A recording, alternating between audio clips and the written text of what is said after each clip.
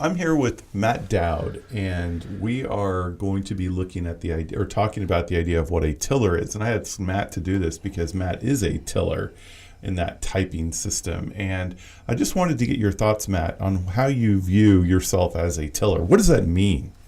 Good question. Yeah, well, so when I first realized that about myself, the first thought that came to my mind was just someone who kind of probes, kind of asks questions, or tries to provide a different perspective for someone. So if I'm sitting with someone talking and they're telling me about what's going on in their lives, like I was a financial advisor before, and so a lot of these conversations had to do with people's money and but for me it was always about how they thought about their money. So, and when I started thinking about being a tiller, that was the first way that I remembered it playing out, or I thought back and I was like, this is how this has played out for me in the past, is helping people think differently about, in that case, their money. But I think in general, anything. So what you're saying is you become this positively disruptive force that strikes some perhaps hardened soil in their life. Right. And turns it. Yeah, it kind of breaking up with something that's, if you had like a top crust, if you're thinking of the soil analogy, if it kind of gets dried out and hardened, especially on the top, but potentially underneath there's some fertile ground, it's breaking that shell, that crust up to get down to the stuff where something could germinate and grow. Yeah, and you say positively, and that is true when done at the right time and the right way. There is a flip side, that it can be negative if it's too harsh or in the wrong timing, or they're not ready to receive it, or it's too pointed, or it can be critical or whatever. Yeah, it's not done with love, but in the intent. Right, exactly. Yep. Yeah. Okay. So can you give an example of how you've been able to, other than the general idea where you would talk to people about their finances, can you give an example where you're able to speak this into a person's life and what changes can come about from it? Like a specific example? Sure. And you don't have to use names, of Sure. course, but... Yeah. There are lots, because it's kind of what I do no matter what I do, you know what I mean? It's just in me. Let me think of see if I can think of a time. It's a little early. I'm kind of drawing a blank. Okay, that's fine. One will pop in my head here, I'm sure. Well, perhaps if we can think of this a little different, what role or what type, why do people need somebody like you in their life? Yeah. Because of blind spots, I think that all of us, and I would include myself in this, we tend not always to be aware of what we actually believe. And we have things we've learned and things we say we believe, but we don't necessarily live that out. So our actions, our behaviors and actions actually tell a different story from like our words. So we'll say we believe one thing, but then we'll be acting, living a different way. And that usually causes some kind of difficulty, like stress, because we're not really being authentic. It creates a conflict. Right. A cognitive dissonance, is the term, I think, where we're sort of projecting one thing, but really deep down we're believing something else. And so I can help people by helping them self-discover that when I'm doing it well. I'm not just telling them you're wrong, look at this. It's more like asking questions and getting them to open up a little bit and look in the mirror or look internally and see, what's going on in there. So that's a really important role that a lot of us don't think about, we don't consider. Having that person who influences our life in such a way that they can be that they can come in and they can speak truth into our own contradictions, or perhaps, perhaps think of it this way. Contradictions always create conflict. The greater the level of conflict, the greater level of potential destruction from it. but conflict also clarifies. It shows us that contrast, and what you're able to do is that hard cooked surface on the top where there could be rich soil, you can disrupt that soil, turn it, and then allow something new to grow.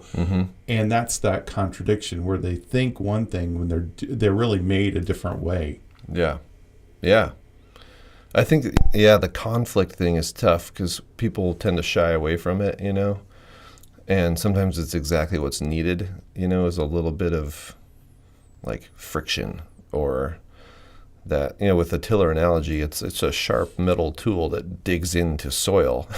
But if you're thinking of it in terms of a person, like our spirit or soul or mind or whatever, then that can be a little painful. It can definitely be a little uncomfortable. We just came from Thanksgiving. Think about all the family, drama and strife that people experience, and a lot of times the holidays sort of brings that out.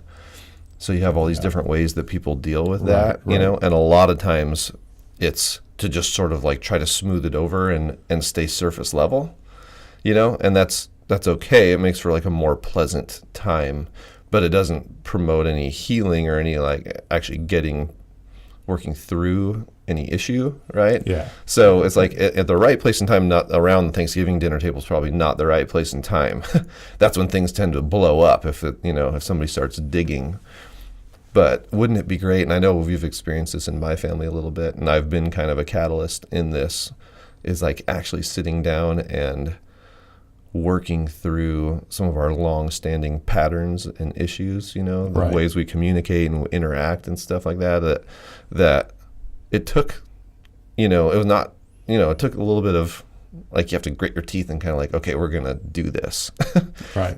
But digging into it actually is really helpful in the long run. So those people who may be listening to this, who that is their nature, but they're afraid of it, or they've abused that ability in the past, rather like than, they're sort of like me, like they're able to, they're a tiller. Yeah. Okay. What are some effective steps that you've had to institute in your life to refine some of those skills and make it cleaner? Sure. Make it more, finesse it a bit. Yeah. Number one, I think, is being in a really healthy place myself and being an emotionally stable place.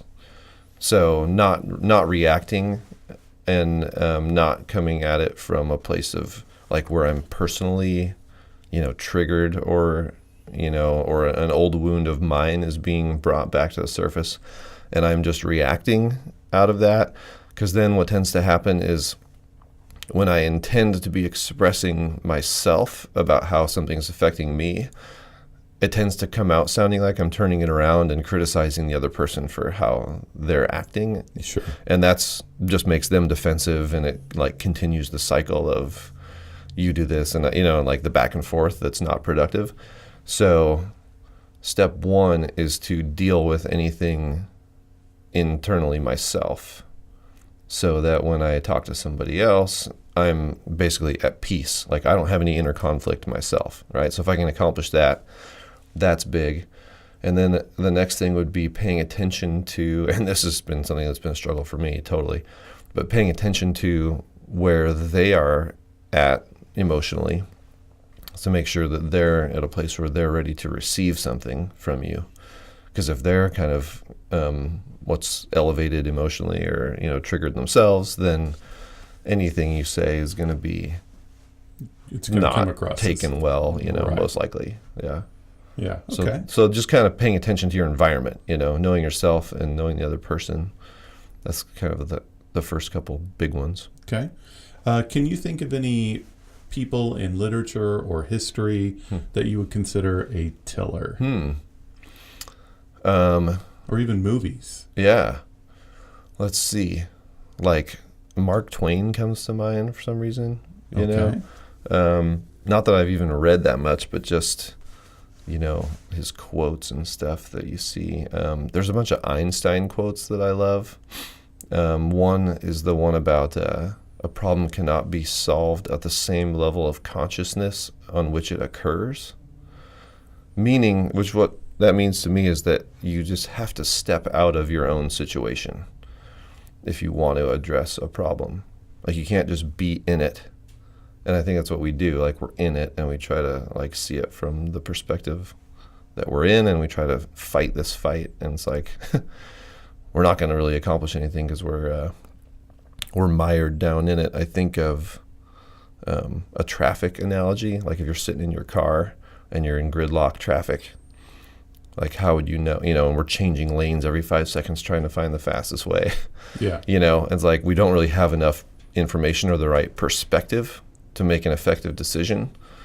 But then the guy flying overhead in the traffic helicopter, you know, he can see the whole lay of the land. He's got the right perspective. Yeah, he's got the right perspective. If you had a radio to him, he would be like, oh yeah, take this exit and make a left or whatever. And, you know, he could guide you through it.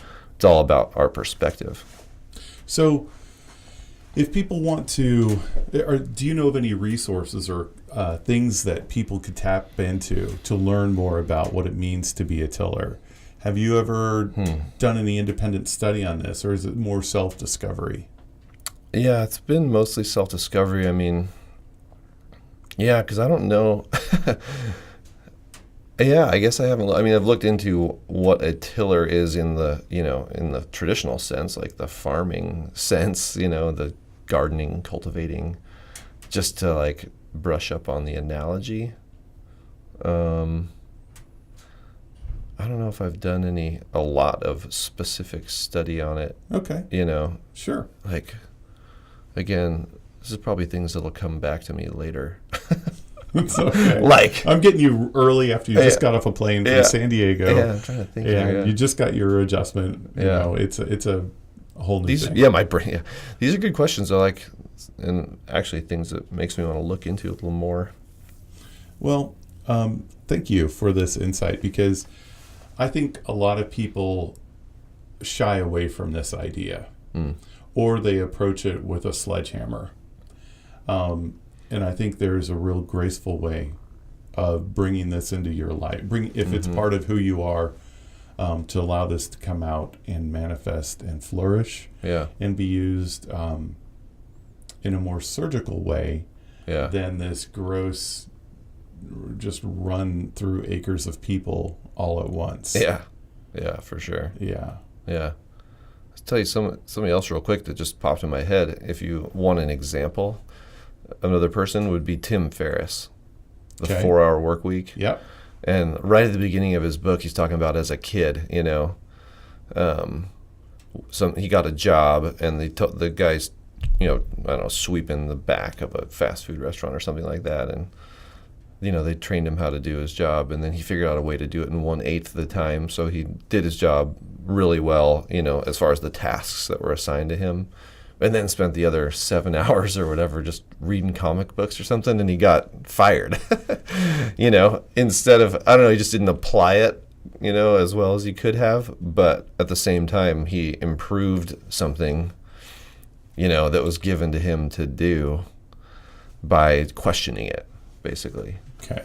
Got it. You know, and he does that throughout his books. He's kind of a questioner. And I think that's something that tillers have an amazing ability to do. Is they can question a person about why they do what they do. Right. They can question a person's behavior and their why. And if they do it right, it's well received. Right. It can be, yeah. Yeah.